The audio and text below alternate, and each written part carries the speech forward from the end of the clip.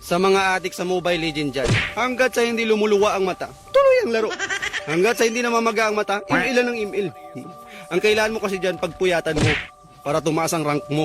Di ba? Laruan mo ng Mobile Legends mga 1 week, walang tulog-tulog, panigurado, mythic ka na rin. Tapos anime ka na rin. Yung dugo mo, kalimitan puti na. Pati yung mata mo, magiging puti na rin yan.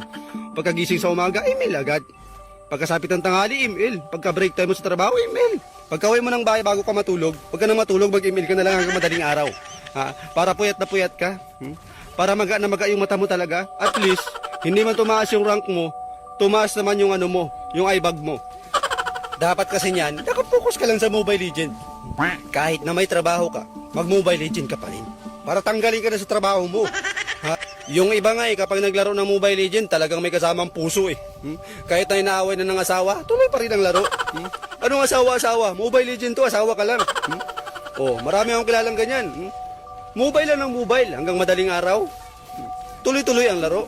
Bahala na magluwa ang mata, ang importante nakamitik na. Ang problema lang, 2 taon na nagmo-Mobile Legend, yung rank niya Grandmaster pa rin. Para tumaas ang rank mo dyan, makapag-mythic ka agad, pursigido ka dapat.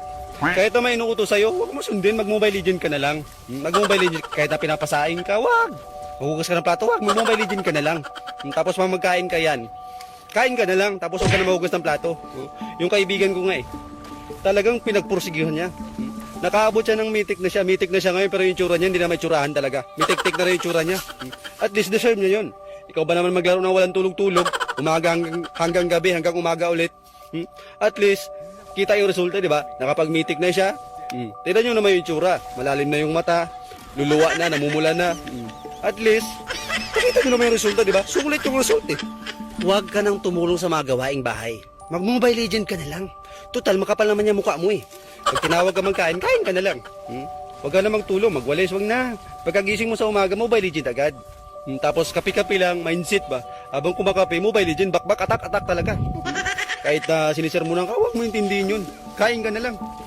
Kain ka na lang, makapal naman yung mukha mo eh. Diba? Hanggat sa hindi ka nagiging anemic, tuloy ang laro hanggang sa mythic. Ipaglaban mo.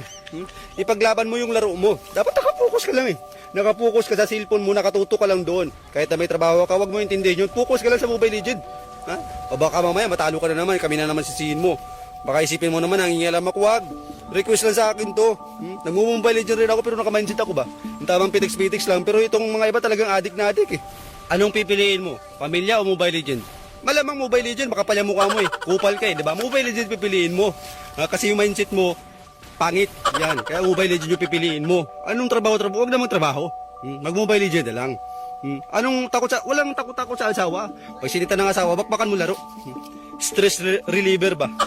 Yan yung mindset ng mga trupa ko eh. Stress reliever daw eh. Sa mga Focus, ako nga pala si Mr. Focus, nagbabalik para sa inyong mga request. At itong content na Mobile Legends, at ay request lang sa akin to mga kaibigan, mga ka-Focus. Huwag kayong magagalit dito. Bawal ang mapikon dito.